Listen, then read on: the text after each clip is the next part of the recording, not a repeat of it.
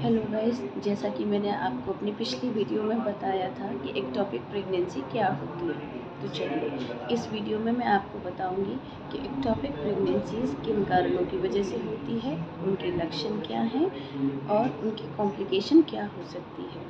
तो चलिए जानते हैं। एक्टोपिक प्रेगनेंसी एक ऐसी प्रेगनेंसी है जो यूटेराइन कैविटी के बाहर के ऑर्गन्स में होती है, वो यूटेराइन कैविटी में नहीं होती, जैसे कि fallopian tube, cervix, ovary and abdominal cavity.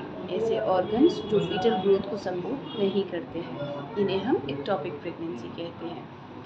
किन कारणों की वजह से ये हो सकती है, चलिए इन्हें जानते हैं।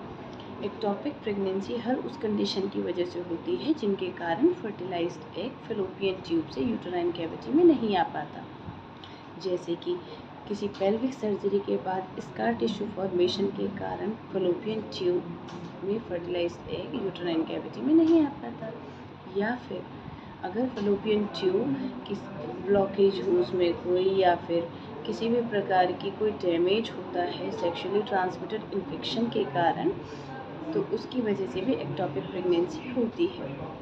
अगर बाय बर्थ फैलोपियन ट्यूब की शेप इरेगुलर हो तब भी एक्टोपिक प्रेगनेंसी हो सकती है। तो चलिए जानते हैं इसके लक्षण क्या हैं।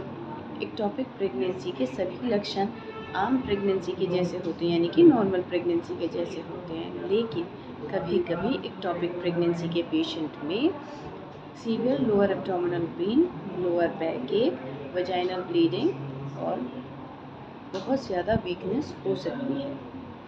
एक्टोपिक प्रेगनेंसी यूटेराइन कैविटी के बाहर होने वाली प्रेगनेंसी है, जो कि मोस्ट कॉमनली जो सबसे कॉमनेस्ट साइट है वो है फैलोपियन ट्यूब जिसमें पाई जाती है, जिसे हम ट्यूबल प्रेगनेंसी कहते हैं। अगर इसको हम अनट्रीटेड छोड़ते हैं, फीटल ग्रोथ अगर वहाँ पर होती है, तो उसके कारण फैलोपियन ट्यूब्स की जो वॉल है वो स्ट्रेच होती है, जिसके रप्चर होने के चांसेस बहुत ज़्यादा हैं।